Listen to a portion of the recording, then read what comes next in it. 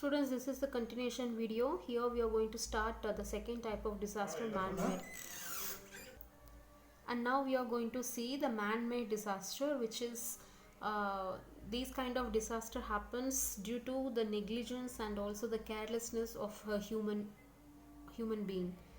Okay, so this is what the definition also. A man-made disaster is a disaster resulting from human intent, negligence or error. Okay, so sometimes it can happen by both intentional and also unintentionally, due to accidentally, also due to our carelessness as well.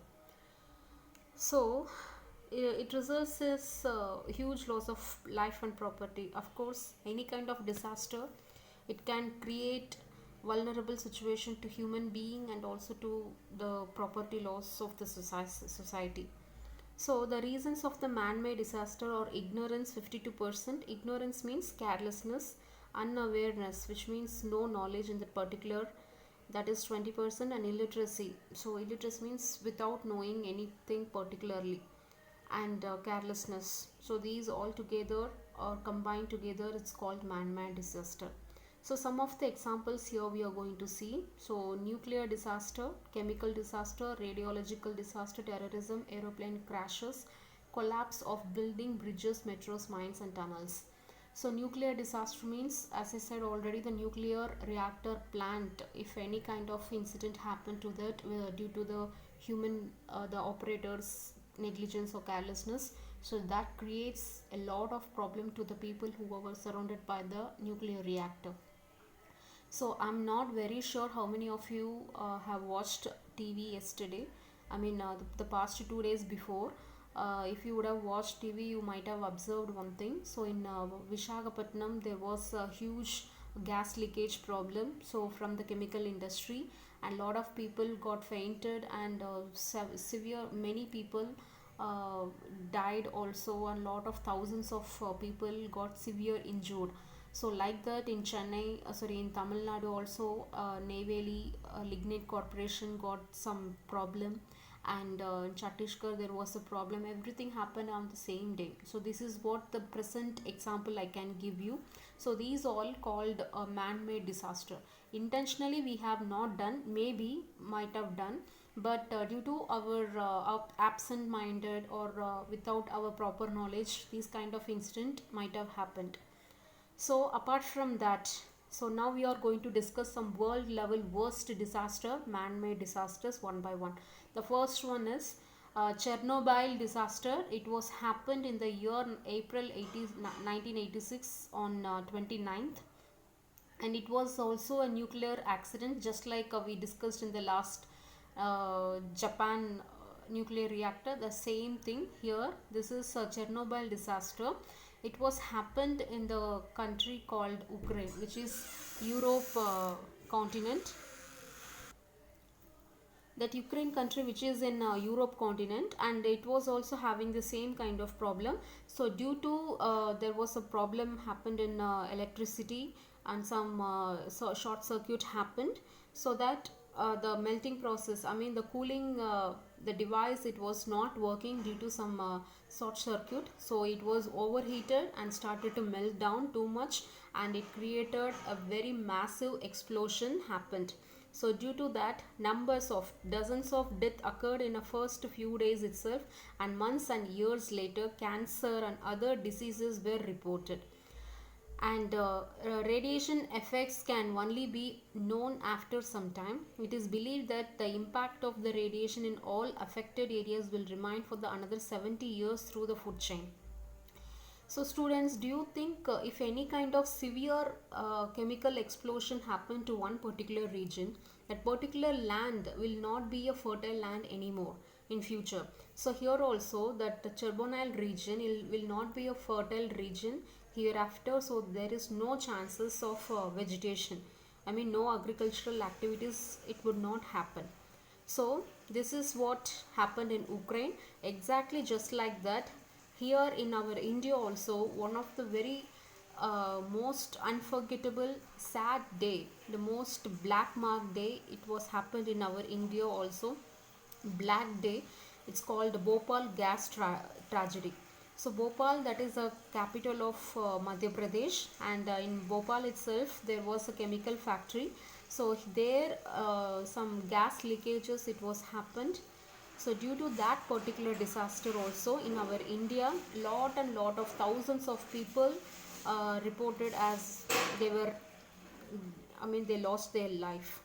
So here it was a poisonous gas leak incident in India. It considered the worst industrial chemical disaster so far in our Indian history. So here you can see the picture. People are trying to control the fire.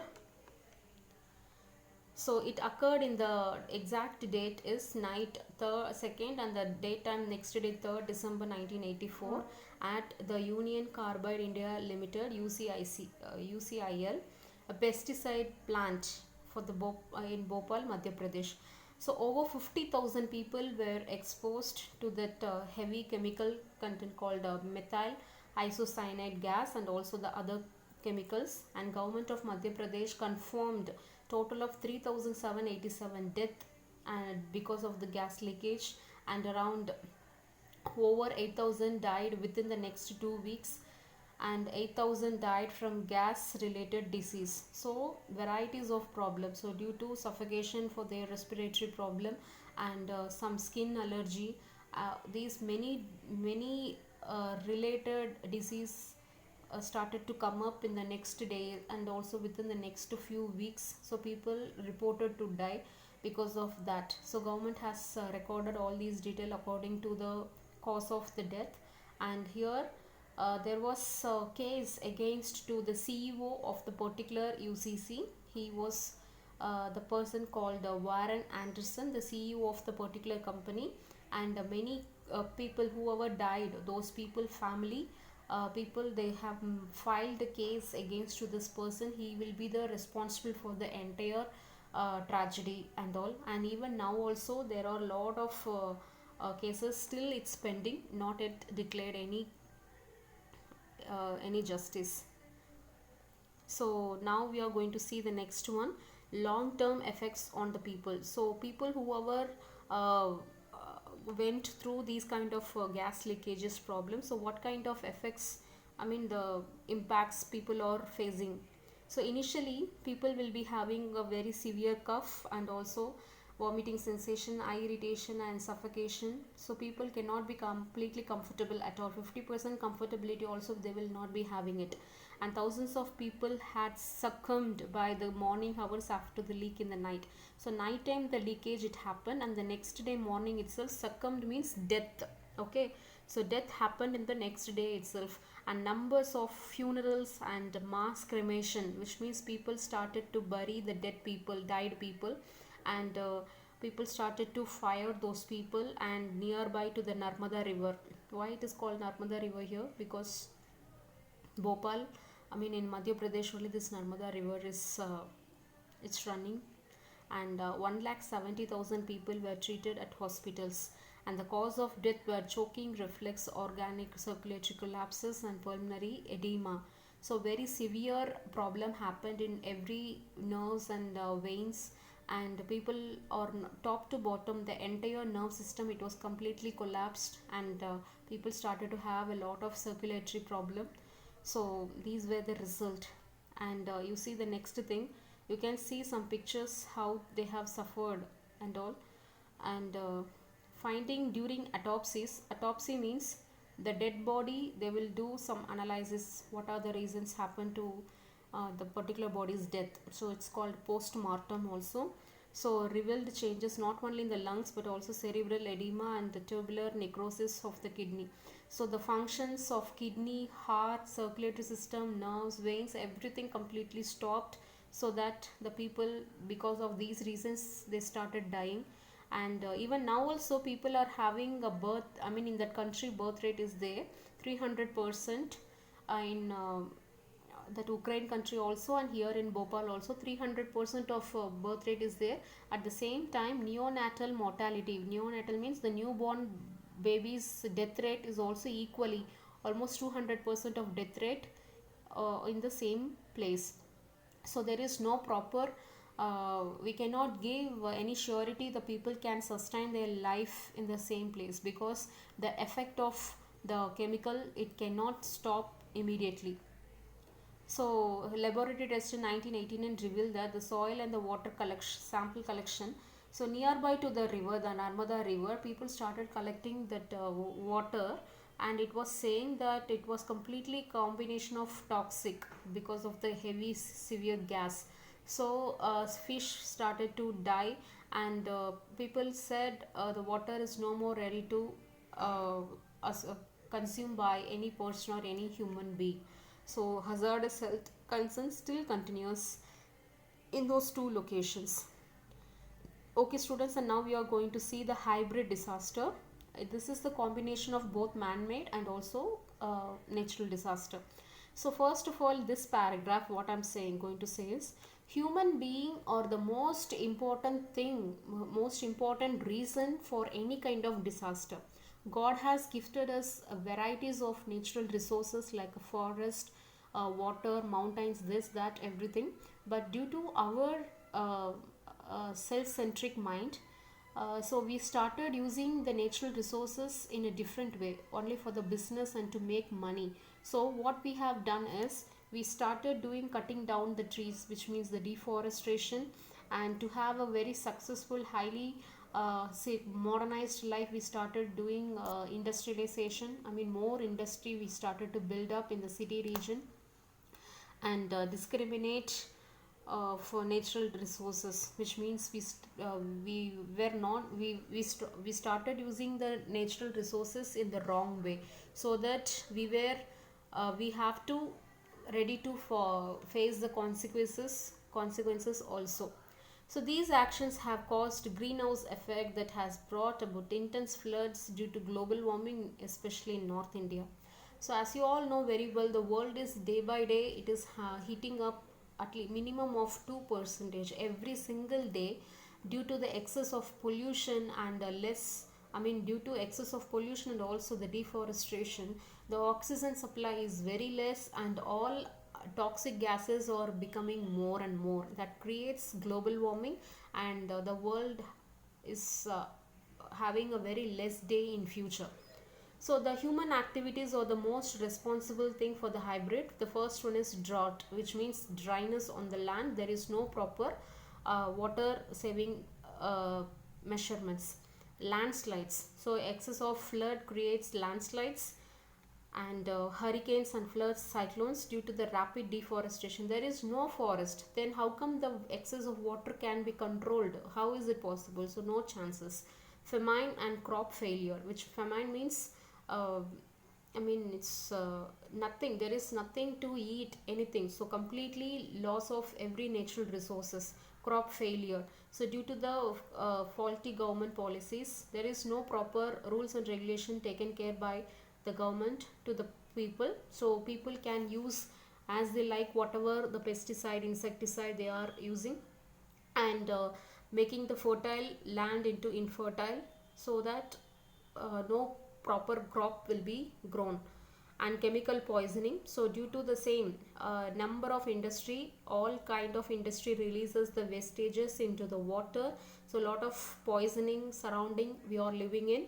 Earthquakes, so number of industries and all machineries creates more pressure to the land, the lithosphere. It once it became more pressurized, then automatically earthquake we have to face.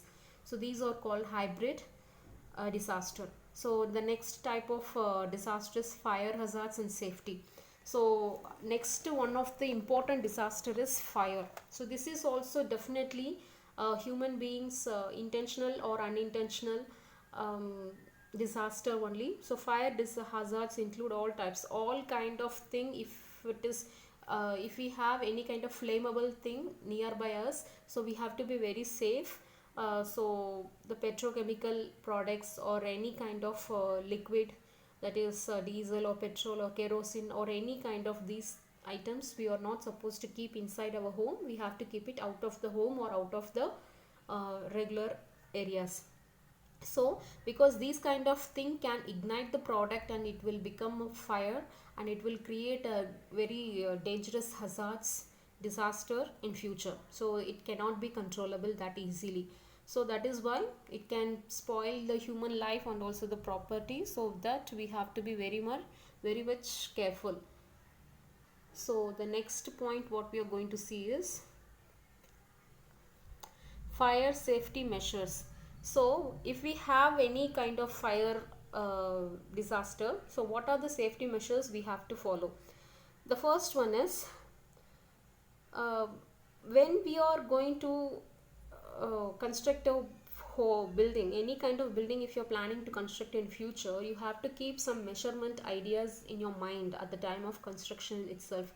Because any time in even in hospitals or in home or anywhere, whatever the building you're going to, so definitely one particular room will be having some flammable thing. So these kind of regions should be completely blocked from the nor from the regular rooms. So some people who can handle the fire, and also any one or two person they should keep in that particular office who can handle the fire hazards and all.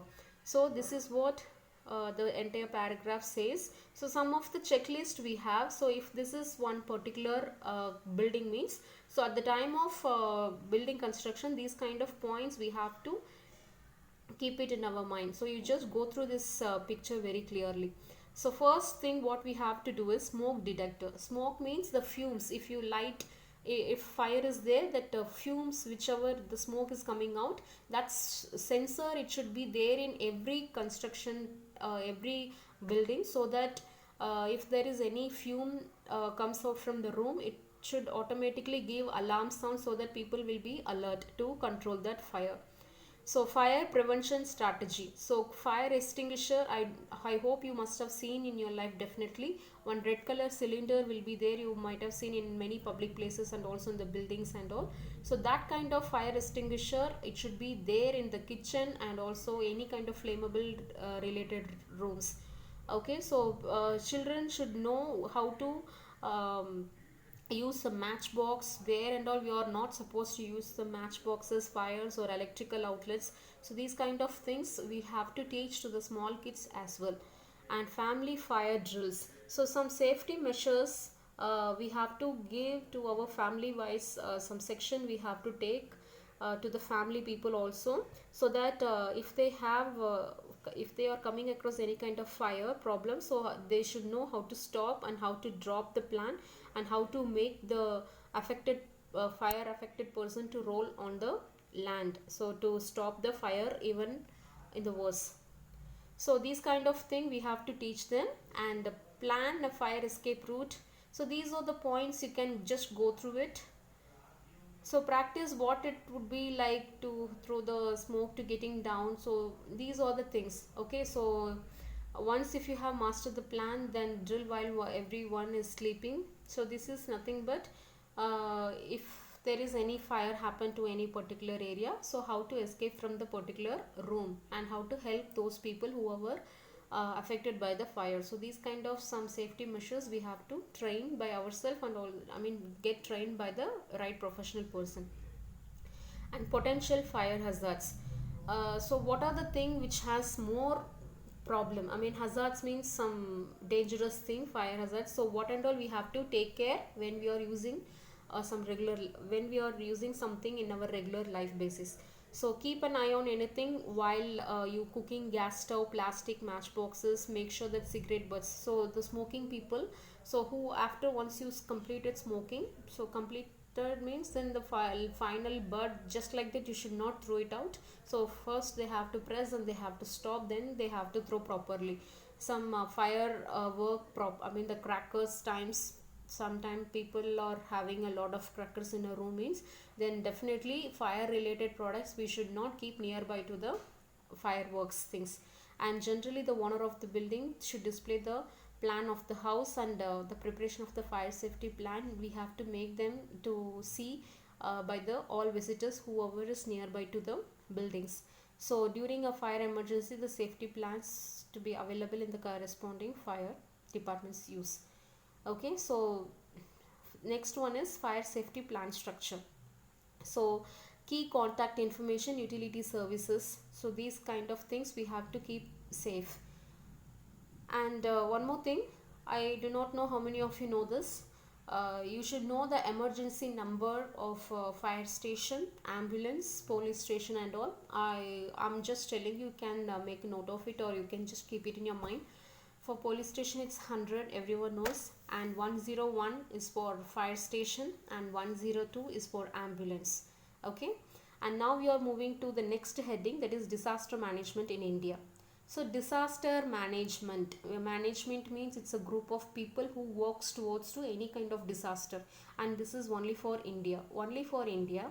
If any kind of disaster happen in anywhere in India, it may be a man-made or hybrid or natural, any kind of disaster happen, to help those vulnerable people and whoever affected, so those people should be taken care of by this disaster management people. At the very first, any kind of disaster if anywhere happens, this disaster management people, they have to give their presence immediately to rescue those people as soon as possible. Okay, so far countries have been focusing on the emergency response, that is dealing with the disaster when it happens. But then today what we need is prevention. If any disaster is going to come, before the time itself, what are the preventions we have to take care? That is what prevention and mitigation. So what kind of safety measures we have to do during the time of disaster? So that is what the next one. In order to reduce the risk, impact, and toll of disaster, a more comprehensive approach is required. So, to control the overall disaster, some advanced, knowledgeable person we need. So, people who are involved to control some kind of disaster, those people should give more training to the newcomers, to the disaster management people. So some group of people, they should be trained by the right person, and in future, after getting more knowledge, they have to give the new training to the new people, so that in future continuously the group of people will be ready to serve for our country at any kind of disaster situations. Okay, so here are some objectives. I mean, aim. What is our aim during any disaster? So it can be any kind of disaster you can consider. It may be earthquake, flood, or fire accident. It can be anything. In any disaster, be it an earthquake or flood or landslide or cyclone, so the consequences almost will be same, more or less. So people die, get injured, or lose their homes. So in case of a sudden disaster, there are some immediate actions to be taken. Moving the injured, affected people to safe shelters, and providing immediate first aid and food, and making them to drink a safe water, and requiring them and making them comfortable, and giving their mindset to be normal, and providing some financial help and to transport to their right home, and rehabilitating and recovering to people affected by the disaster. So these are our main aim. That is what being done by this national disaster management people. What is the role of the government? So environmental degradation and disasters are closely linked, as and it is always the poor or lower middle class people, especially in developing countries, who are affected. I mean, some definitely any kind of disaster, who are the most victim people, I mean the most vulnerable people, if you see, women, children, and uneducated poor people. Okay, so these kind of people, due to many reasons, these are the major vulnerable people to any kind of disaster. So government should give a right knowledge to these people, and they should support these most vulnerable people in any kind of disaster. That is the role of the government. And the government of India, along with the United Nations Development Program, has formulated a disaster risk management program in the year 2002 to 7, in which special emphasis has been laid on preparing the communities to face various hazards, generating awareness. Some awareness program, so awareness creating program people have created, I mean the government people, to give knowledge to the common people.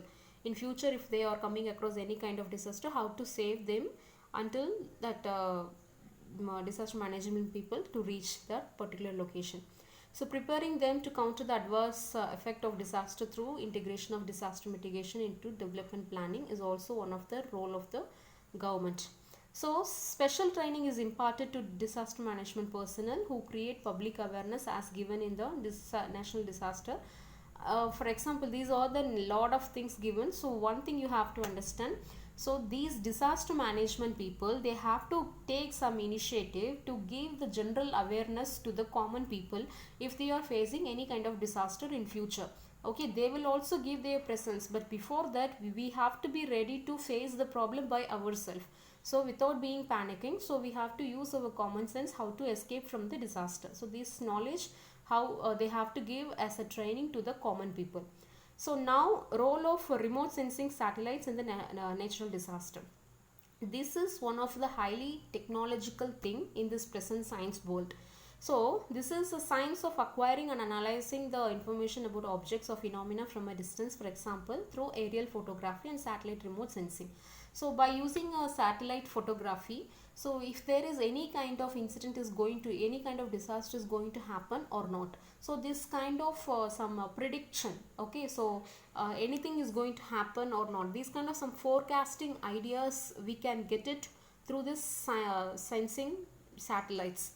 So the remote sensing satellites orbit the earth at different altitude, in a different height it will sense, and they gather electromagnetic energy reflected or scattered back from a part of earth's atmosphere below the satellite.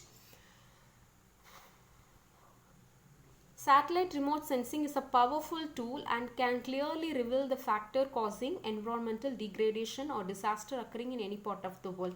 In any part of the world, is there any kind of disaster is going to happen? Any earthquake is coming, or tsunami is going to come, or flood is going to, I mean heavy rainfall is going to come, or what? Or any kind of disaster, it can be a tornado, it can be anything. Is there any disaster is going to come to any particular place? So if we come to know these kind of things earlier, so that we can make the people evacuate from the particular location, at least we can control some at least 50% of loss we can control. So monitoring emergency as they happen, keeping track of a flood, altering coast guards to pollutant, detecting burning fires, or some important tasks done by remote sensing satellites. So what and all we can do the conservation. So if we have a satellite image helps conservation of the environment in a which way. So here we have a points. Unplanned deforestation can be checked and prevented. So first of all, natural resource, how it was gifted to us by God, it should be there in the same place without any disturbance, so that we can make sure. And desertification can be checked from advancing, as a satellite image will at once reveal overgrazing, felling of trees, waterlogging, etc. Is there any kind of naturally overgrazing things, or felling of trees and blocking of anything, or waterlogging? Is there any kind of thing? If it is there, or if it is need to be done, everything we can do with the help of this satellite image sensing. Degraded land can be identified by the satellite image. Flood and flood prone areas can be detected, and also timely action can be taken. And assessment of drought action by using the information about the rainfall. So these all the points whatever I was telling before, the same thing. Any kind of disaster in future, if it is going to happen, that we will come to know earlier with the help of those satellite image sensor. So finally, what they are finally going to say, all over the world the frequency of disaster increasing a result of degradation of the environmental. Definitely any kind of disaster happens means we are degrading ourselves, which means we are removing the natural resources and also making the environment hopeless. So we are not supposed to do that. How the nature it was created, we have to maintain the nature by its own, how it was before, like that we have to maintain the environment in the right way. If not, we people only going to be the sufferer. However, it is better to find out the main cause of the disaster and work at eliminating them, and instead of waiting for them to happen. So instead of waiting to feel that or realize the disaster, better stop creating those disasters. So we have to be very conscious in our workplace, and we have to take care of our environment, so that none of the disaster will hit us in future. That's all students, the lesson is done now. But after the exercise, if you see lot of case studies given in your book. I want you to go through the every case study one by one, and you please learn a lot of things. Refer my video also, go through the lesson 2-3 times by your own, so you will learn better. Okay, thank you all.